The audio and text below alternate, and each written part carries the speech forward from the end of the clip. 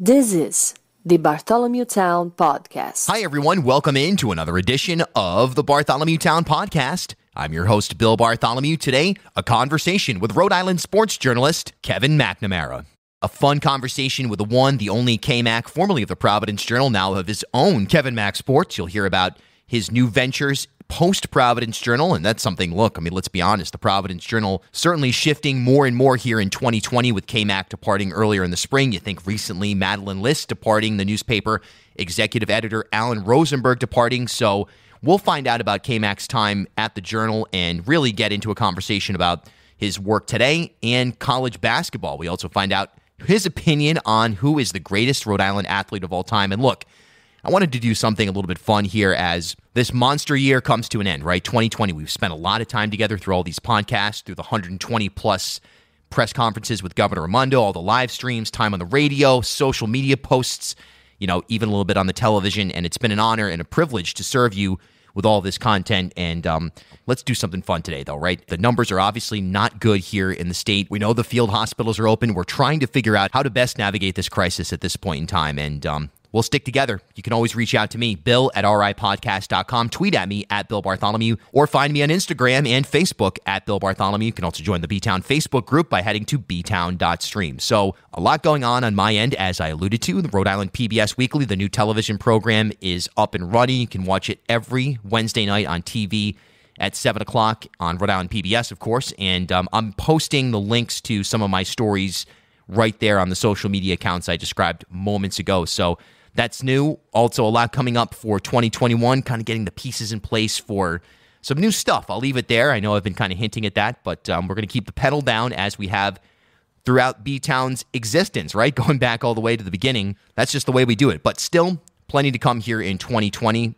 Coming up later this week, we'll have our year-end roundtable wrap-up with some familiar voices here on the pod and in Rhode Island media at large. And then coming up next week, we'll have our top 20 episodes of 2020, and boy, is there a lot to pick from. If you want to get in on that, you can send me an email, as I just described, bill@ripodcast.com. Again, I'm kind of using science, kind of using my gut instinct, looking at numbers, looking at, you know, some of the comments that I've received throughout the year as far as which episodes of the well over 100 that we did here on the pod this year meet that top 20 criteria. So that'll be fun, and I'm putting that together as we speak right now. Then we'll air our holiday special, and I'll be off for a couple of weeks around the holidays and kind of into the new year as we get set to bring you even more content in 2021. By the way, if you want to support the independent journalism, opinion, analysis, and entertainment that BTOWN has become known for, there's a few ways you may do so. One, you can share an episode wherever you'd like to via text message, social media, tell a friend, whatever. You can also leave a rating and review wherever you're listening right now. And if you want to go a step further, for as little as $3 per month, you can help to sustain this program. Simply head to patreon.com/BartholomewTown or click the support link wherever you're listening right now. For $10 per month, you may become a BTOWN Insider. You'll get exclusive content, including monthly commentary episodes featuring yours truly and other political commentators like Ted Nesi, Ian Donis, Dr. Luis Daniel Munoz. It's patreon.com/BartholomewTown. All right, let's get right to it today. Episode, I think we're at, 266, 267? I've lost track. I don't know about you. As we keep moving along here in BTOWN. A fun episode. Kevin McNamara, a legendary sports writer here in the Ocean State, now doing his own thing. Another one of those characters in the digital media world, doing an independent operation, formerly of the Providence Journal. Here he is, Kevin McNamara, on Rhode Island's podcast of record, Bartholomew Town. First of all, congratulations on the launch of your independent website, your own podcast, the 401 podcast. And, you know, I guess let's start off by, you know, what was it like kind of seeing your career at the Providence Journal kind of come to an end, but knowing that you weren't done, that you had more to offer? Yeah. First of all, Bill, I appreciate you asking me on your podcast. You do a great job. First of all, you know, back in May, it was obviously a crazy time. COVID's raging. Sports world is completely shut down. And then I'm separated from the Journal. So at the time, you know, with separation package and whatnot, I basically had the summer to think about how to reinvent myself. I knew I wanted to continue to be in sports media, but as you can appreciate more than anybody, media today is just upside down. You know, everything's changing. every 6 months, it seems. So I knew things would have to be different. I knew it obviously would have to be a digital play, and investigated what it would be to launch my own brand, stay in Rhode Island. I had no interest in moving. Teamed up with a really good web company based in Warwick called Brave River, and they got me live in early October. And basically, it's everything that I used to do for the Providence Journal, but really hyper-focused on college basketball. That seems to be, my forte, what people know me best for. And, it's going okay. But I know that this is going to be a, probably multi-year experiment, and I'm looking forward to it. Yeah, it's interesting how digital platforms, independent platforms now are, and I can attest to this firsthand, first of all, particularly in 2020, covering COVID, and it's kind of been integrated into the larger, more traditional mainstream media companies. It's no longer assumed, well, if you're some kind of independent outlet, that you're, automatically going to present some kind of radical or alternative viewpoint. For you, though, your work is really based on access, and you've been able to maintain that access here, in this bizarre year 2020 for college hoops. But what's that been like for you, maintaining those contacts and being able to get into the thick of the business, if you will? Yeah, no, it's a good question. It is interesting. In the off season, oddly, access was better than it's ever been, with the exception of, coaches out playing golf because you could golf. People were at their phones. If you would call people, they would pick up quickly. People were more than willing to Zoom. I wasn't live at the time, but certainly could have done an awful lot of, Zoom podcasts that have become commonplace now. Think about it. 7 months ago, we didn't know what Zoom was, and we certainly didn't see a side-by-side interview with, Bill and Kevin, or Kevin and Dick Vitale, that now everyone's more than happy to do. So it kind of launched a new, arm of sports broadcasting in a way. But now that the season's here, it's the same. It'd be great if I'm, sitting on the court and close to the action. Unfortunately, that's not the case. But the coaches appreciate that. They still pick up the phone. They still text just as much as they used to. And I think maybe more than ever, because again, their time is not as stretched as thin, because they're not on campus, not out in the community, not doing stuff because COVID restricts that. Yeah, and of course, here we are now. I mean, personally, I was surprised that this college basketball season got underway. And it seems like the protocol with the testing, it seems like the way that teams are maneuvering and navigating this, the limitations of even the broadcast teams being, we had Bill Walton broadcasting from his bedroom or whatever it was. What's that been like, I guess, from what you're hearing from players, from coaches, from other members of the media? I mean, does this seem like it's going to be a season that gets finished unlike last year? And does it seem like people are okay with this? Is it affecting the morale or even the play on the court a bit? Yeah, that's a long that's a long answer, but I'll give it a shot. So at the start of the season here, it's been a success because the colleges have taken the NBA model and tried to play in a modified bubble. Mohegan Sun, for example, has hosted almost 2 weeks of games now, many of the best teams in the country, and they love it. Jay Wright had at Villanova had 2 games originally scheduled. He liked it so much, they stayed an extra week to play 2 more games. But the problem is now that's too expensive to do all season. These are college kids. They need to, be in their dorms and study and all that type of stuff. And it's just expensive. Providence went out to Asheville, North Carolina, and literally got tested every day, 6 days in a row. They tested all 8 teams every morning. They took the tests off-site. Everyone was approved, if you were approved, and then you were cleared to play.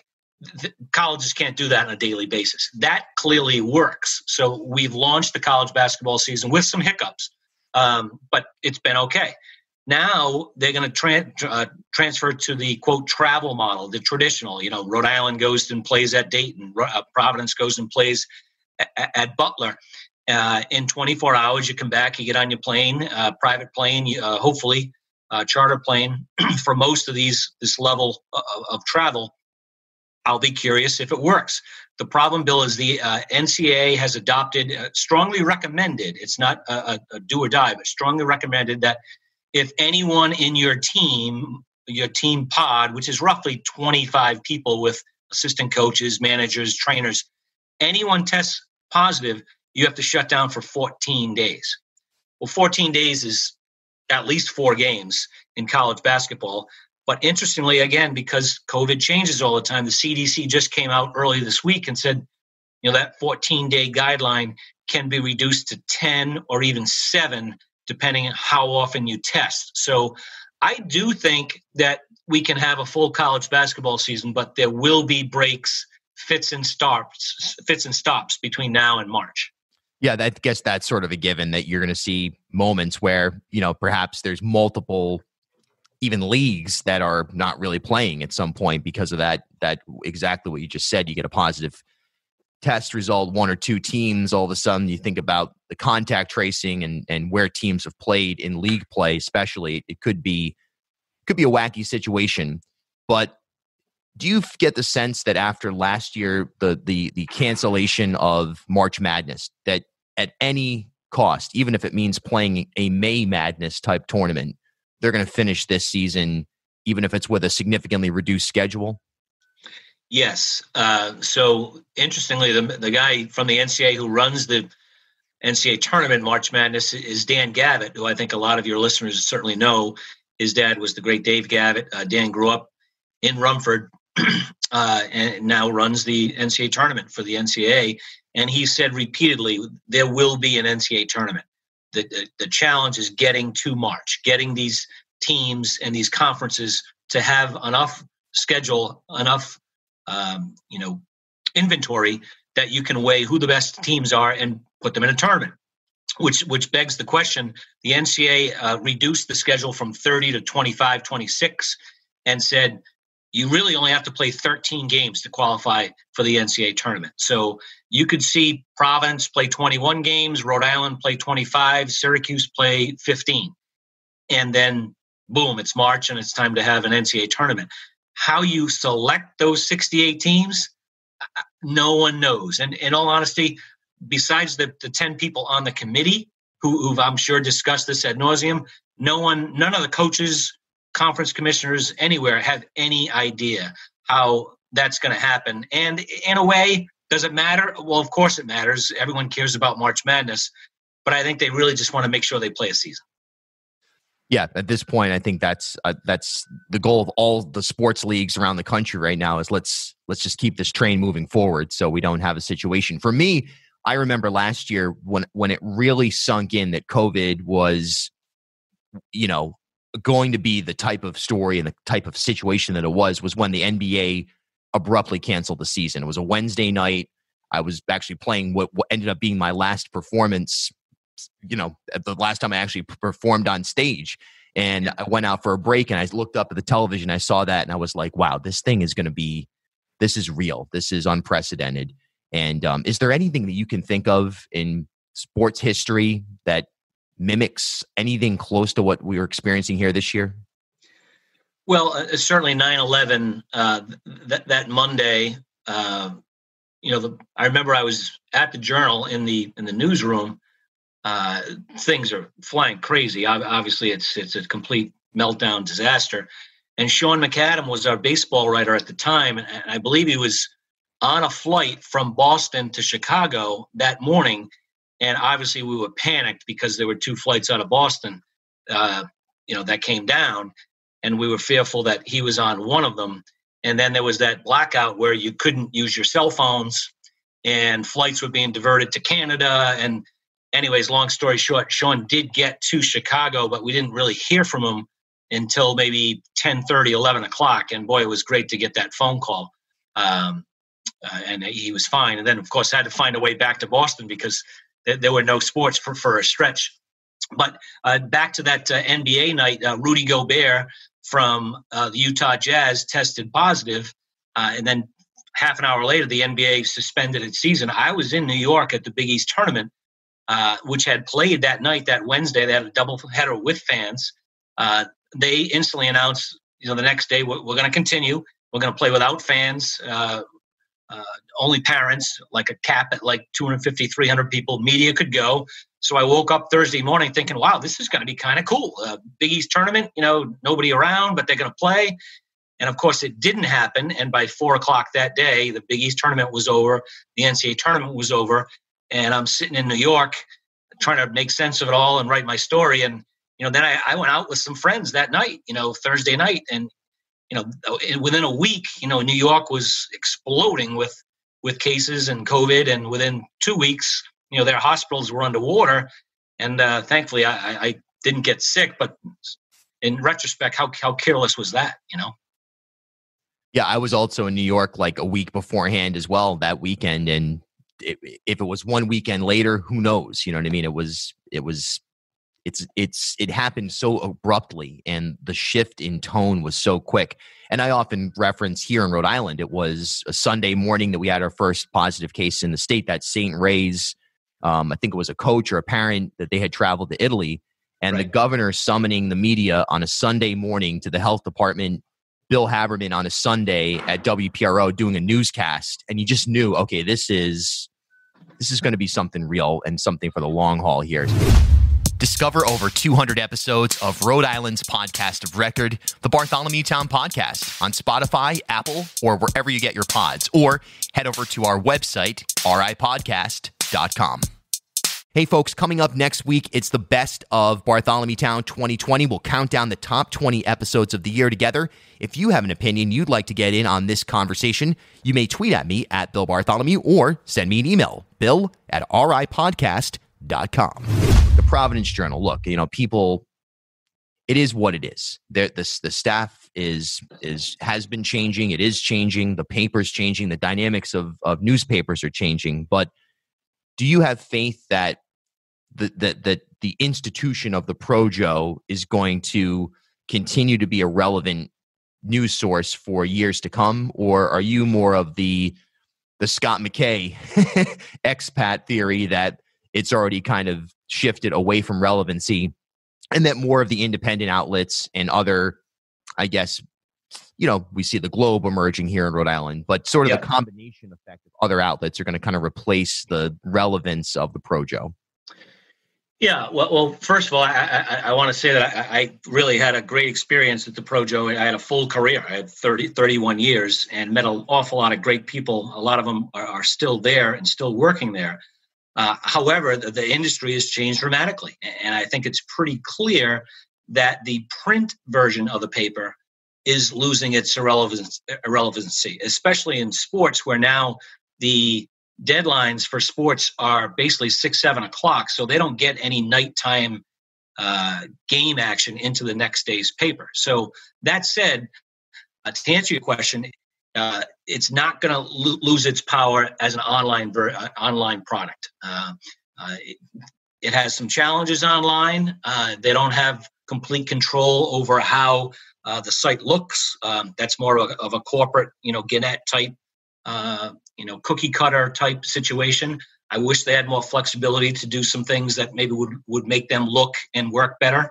But as a online service, online product, they have more reporters, more editors than anyone else by far, not even close. And they need to be able to utilize that and leverage that and really be the online place. And I still think that they are the online place in Rhode Island. The question is will the paper still be here in 3 years, 5 years, 6 years? Will it only be 3 days a week? Will it only be Sunday? Those days are clearly coming, I wouldn't say to an end, but they're going to be restrictive in the near future. Yeah, I mean, that's the story pretty much universally with anything other than the major newspapers, being New York Times, Washington Post, Boston Globe. I think that's just where it's heading. And adaptation is really what's going to make things work. And I think you're a perfect example of that. I think the Globe has done a great job with, you look at McGowan's newsletter. I mean, what a great way to consume what you need for the day at the time it takes you to make a cup of coffee. So it's kind of that combination of traditional and new media assets working together, I think, is where it needs to go. Whether or not it goes there remains to be seen. But I think that's why what you're doing is so interesting, that you're leveraging 30 plus years inside that element of the business and all of the mechanics of it, the networking, the name recognition, and putting it into something that is hyper modern. So kudos. No, I appreciate that. And be honest with you, to see what everyone else is doing and pick and choose what I think works. Dan McGowan's newsletter is a good point. I try to do a newsletter to my subscribers, once a week, maybe twice a week, depending on what's on the site, just because a lot of people say, well, will you push out and let us know when you do a story? I'm like, well, no, we want you to come to the site every day. But that said, once a week, I will do a roundup. Hey, if you missed my story on David Duke, or you missed our podcast with Mike Gorman of the Celtics, come by the site and see it. I also, I'm 53. I'm not an old man. I like doing the podcast. I'm looking forward to doing, the video on my YouTube channel. You have to be able to adapt and see where the eyeballs and the clicks are going.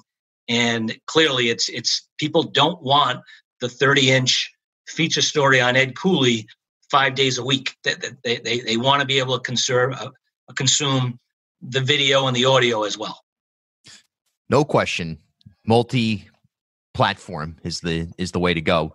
All right, last couple of minutes here, before kind of tee you up for a plug for what you're doing specifically. Yeah. Who would you say is the greatest Rhode Island athlete of all time? Wow, the greatest Rhode Island athlete of all time. Either someone born here or someone who played in whether college or any other, I guess, go back to the Steamrollers, Providence Steamrollers if need be. Yeah, well, you instantly go and you think Olympics. We've had a few, Olympic gold medalists. Nap Lajoie was a baseball Hall of Famer way back from Woonsocket. It's tough to top Halls of Fame. Golf-wise, Brad Faxon played on 2 Ryder Cup teams, won 9 times on the PGA Tour. All-time great basketballers, flip a coin, Ernie D, NBA Rookie of the Year, Marvin Barnes. He was Marvin Barnes. If you didn't see him, you missed it. Too bad for you. But the all-time greatest, that's a tough one for me, because I know a lot of these people personally, and it's really tough to weigh a Brad Faxon versus an Ernie D. Gregorio. I mean, that's really hard. Yeah, it's like someone asking to me, like, what's the greatest Rhode Island band or musical artist of all time? It's impossible to make that determination. So, sure, no way. Do you get the sense that college basketball's popularity is growing? Obviously, this year is difficult, or waning, or staying the same? It's tough for me to measure that from my perspective. I think back when I was in New York, there was a period where the Big East tournament, you walk by Madison Square Garden during that, you felt something in the air. You felt, like at any moment you could bump into Mike Francesa, and there was just, or Jim Calhoun, or whatever it may be. There was just something there.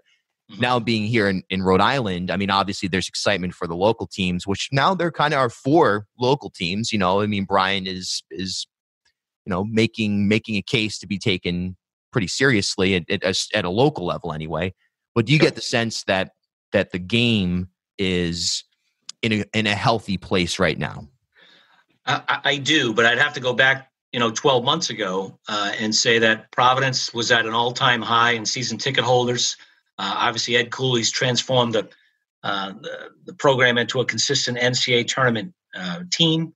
And URI, I like David Cox. I think he's doing a good job. I think his players play really hard for him, are very loyal to him, and they're going to remain in the upper tier of the Atlantic 10. That said, Bill, I'm really concerned about what the pandemic does long term to indoor sports. Fine, you go to a baseball game, you can space a little bit, sit outside, that's cool. But will a full house at the Dunk be back in 20, 21, 22. I don't know. Even if, restrictions are off and they say, it's wide open, they can get 12,500 people inside the dunk. Will people be comfortable enough to do it? Providence College, for example, has an older ticket base. Does the 75-year-old, woman from Johnston feel comfortable about going to the dunk? I don't know. I hope so. I hope everyone gives it a shot. But this is a curveball that the sporting industry has never had to deal with before. Yep. I think that goes for so many things, and it is kind of terrifying to consider. Do we get theater back? Do we get full capacity dining back? Even obviously, the music industry is suffering, and indoor sports, no doubt about it. And yeah, college basketball, like you said, there is that sort of traditional, even down at at the Ryan Center, you see that